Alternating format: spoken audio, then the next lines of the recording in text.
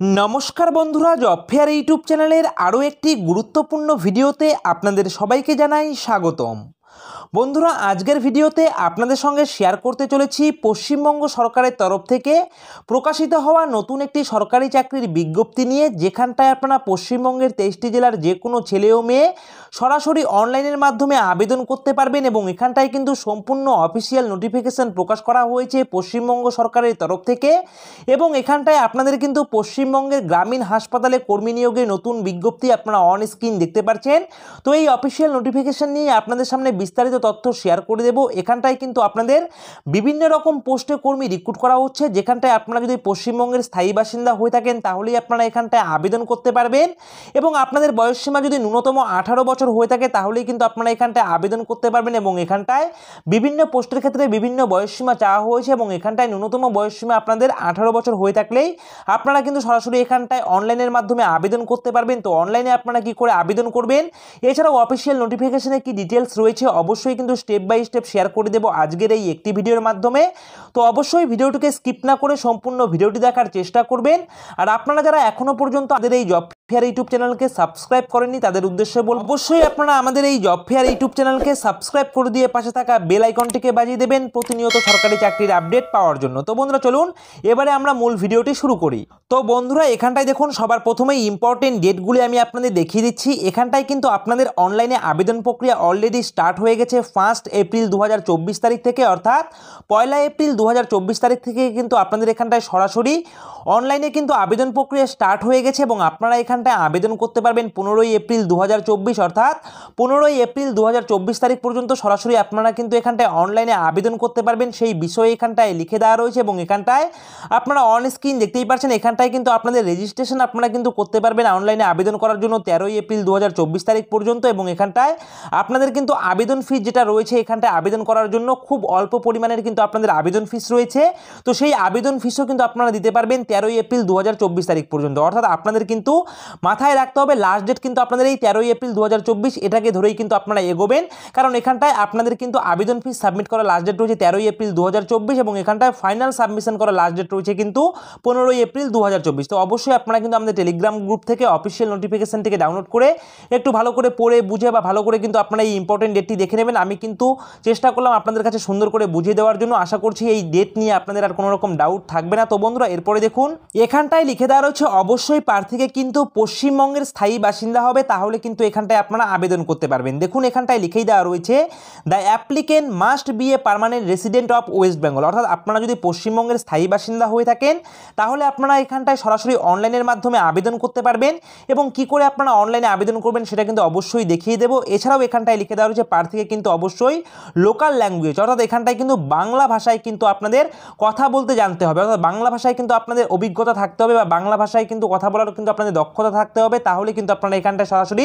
অনলাইনের মাধ্যমে আবেদন করতে পারবেন। এবং আপনারা এখানটায় দেখতেই পাচ্ছেন যে এখানটায় অনলাইনে আবেদন করার লাস্ট ডেট কিন্তু 15 এপ্রিল 2024, অর্থাৎ এখানটায় ফাইনাল সাবমিশন করার ডেট লিখে দেওয়া রয়েছে 15 এপ্রিল 2024, কিন্তু আপনাদের কিন্তু এখানটায় 13 এপ্রিল 2024 এই তারিখ পর্যন্ত কিন্তু আপনারা এখানটায় আবেদন ফিস সাবমিট করতে পারবেন এবং আপনারা কিন্তু এখানটায় রেজিস্ট্রেশন কমপ্লিট করতে পারবেন, অর্থাৎ এখানটায় আবেদন করার আগে কিন্তু আপনাদের রেজিস্ট্রেশন প্রক্রিয়া কিন্তু কমপ্লিট করে নিতে হবে, তারপরে কিন্তু আপনারা অনলাইনে আবেদন করতে পারবেন। তো বন্ধুরা এরপরে দেখুন এরপরে এখানটায় আপনাদের কি লিখে দেওয়া রয়েছে।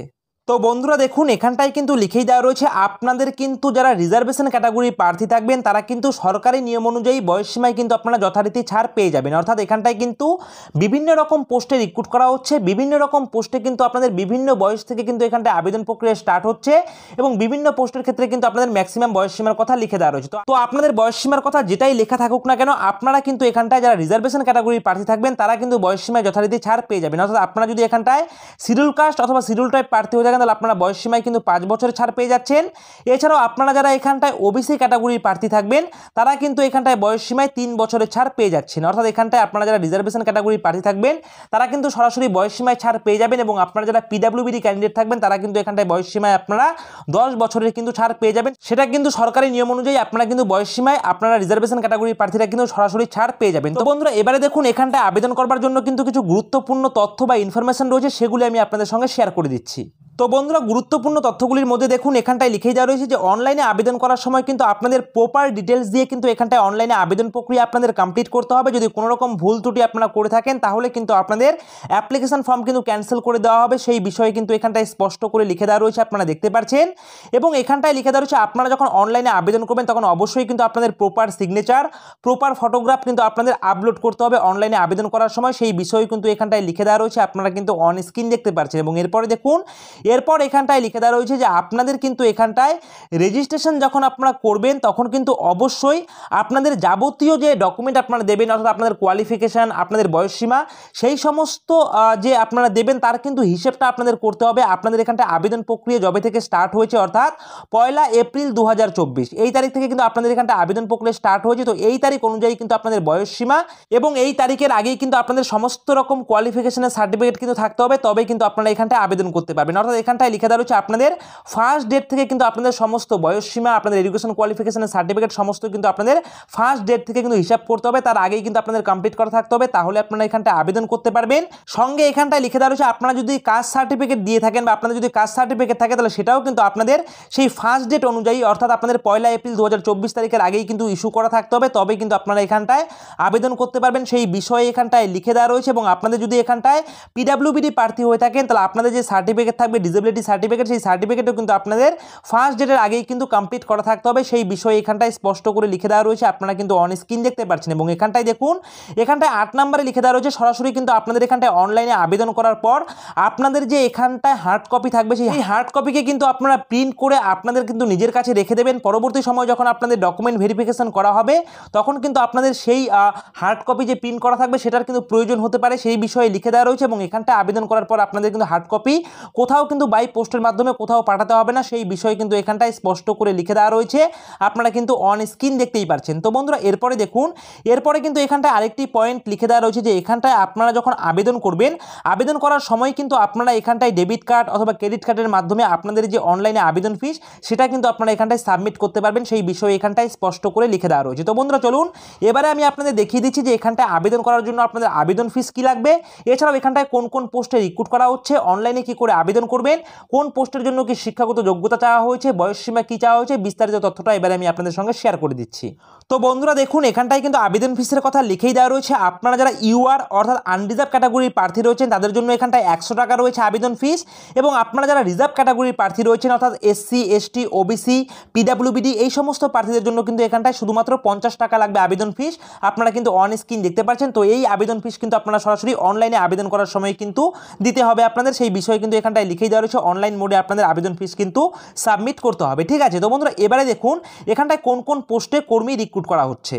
তো বন্ধুরা এখানটায় আমি আপনাদেরকে জানিয়ে রাখি যে এখানটায় কিন্তু 14 ধরনের পোস্টে রিক্রুট করা হচ্ছে, অর্থাৎ টোটাল মিলিয়ে 14টি ডিফারেন্ট পোস্টে রিক্রুট করা হচ্ছে। আমি পোস্টের নামগুলি একবার আপনাদের জানিয়ে দিচ্ছি। দেখুন কাউন্সিলর পোস্টে রিক্রুট করা হচ্ছে আপনাদের ফার্মাসিস্ট পোস্টে, আবার এখানটায় দেখতে পাচ্ছেন কাউন্সিলর পোস্টে রিক্রুট করা হচ্ছে, এখানটায় দেখতে পাচ্ছেন মাল্টি রিহ্যাবিলিটেশন ওয়ার্কার পোস্টে রিক্রুট করা হচ্ছে, প্রোগ্রাম অ্যাসিস্ট্যান্ট পোস্টে রিক্রুট করা হচ্ছে, এছাড়াও দেখতে পাচ্ছেন সিনিয়র টিউবারকুলোসিস ল্যাবরেটরি সুপারভাইজার পোস্টে এখানটায় রিক্রুট করা হচ্ছে। এছাড়াও এখানটায় আপনারা দেখতে পাচ্ছেন একটু স্ক্রল ডাউন করলে বা স্ক্রল আপ করলে আমরা দেখতে পারবো লিখে দেওয়া রয়েছে ক্লিনিক্যাল সাইকোলজিস্ট পোস্টে রিক্রুট করা হচ্ছে, কমিউনিটি হেলথ অ্যাসিস্ট্যান্ট পোস্টে রিক্রুট করা হচ্ছে, স্টাফ নার্স পোস্টে রিক্রুট করা হচ্ছে, মেডিকেল সোশ্যাল ওয়ার্কার পোস্টে এখানটায় রিক্রুট করা হচ্ছে, মেডিকেল অফিসার পোস্টে রিক্রুট করা হচ্ছে। এছাড়াও এখানটায় আপনারা দেখতে পাচ্ছেন জেনারেল ডিউটি মেডিকেল অফিসার পোস্টে রিক্রুট করা হচ্ছে। এছাড়াও এখানটায় আপনারা অন স্ক্রিন দেখতে পাচ্ছেন মেডিকেল অফিসার পোস্টে রিক্রুট করা হচ্ছে। তো এই সমস্ত পোস্টে এখানটায় রিক্রুট করা হচ্ছে, যেখানটায় টোটাল মিলিয়ে 14টি ডিফারেন্ট পোস্ট কিন্তু রয়েছে। তো বন্ধুরা চলুন এবারে আমি আপনাদের এখানটায় দেখিয়ে দিই যে আপনারা এখানটায় আপনাদের মোবাইল ফোনের মাধ্যমে কি করে অনলাইনে আবেদন করবেন, এবং এরপরে আমি আপনাদের দেখিয়ে দিচ্ছি কোন পোস্টের জন্য কি শিক্ষাগত যোগ্যতা লাগবে।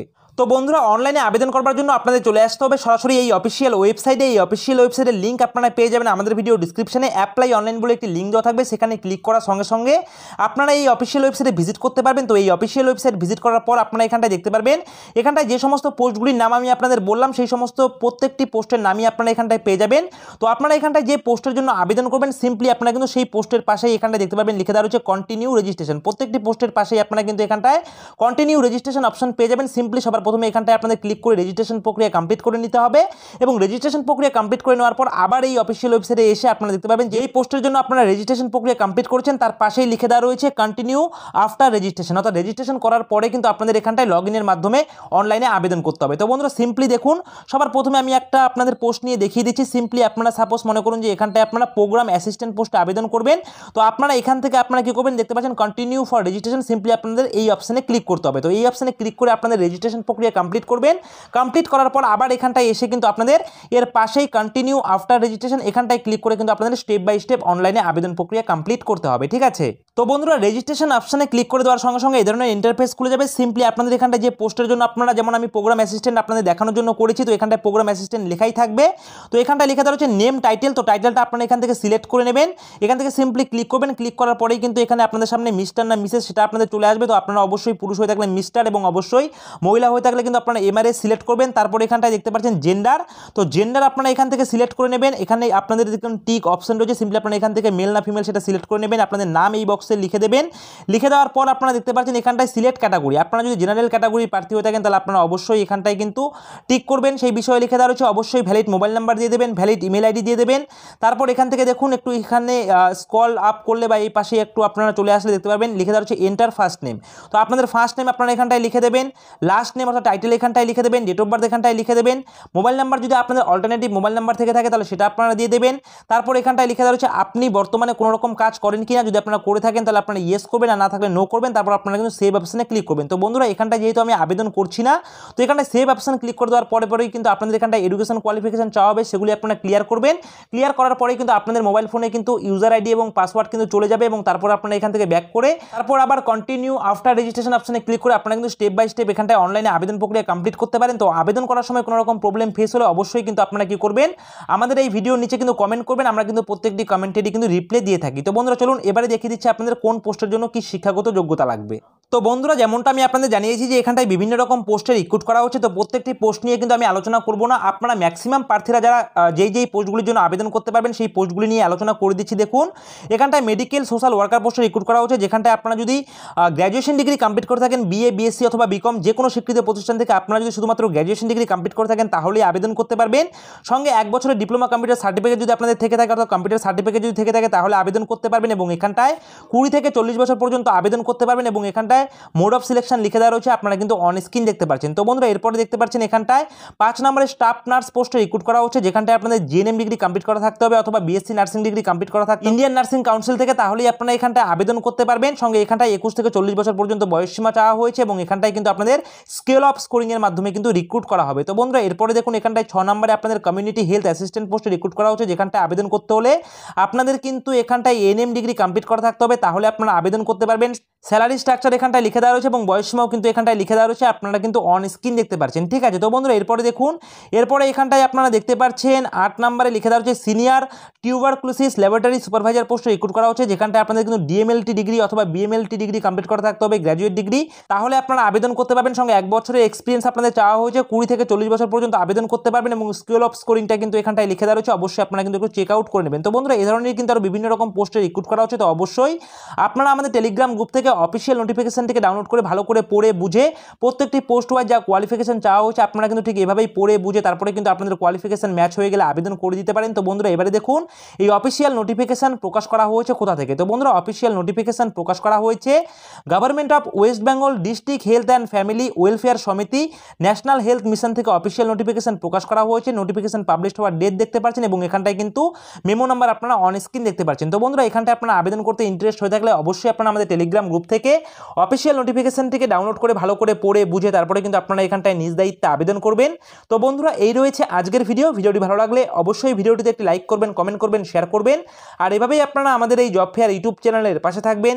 সকলে মিলে ভালো থাকবেন, সুস্থ থাকবেন। জয় হিন্দ।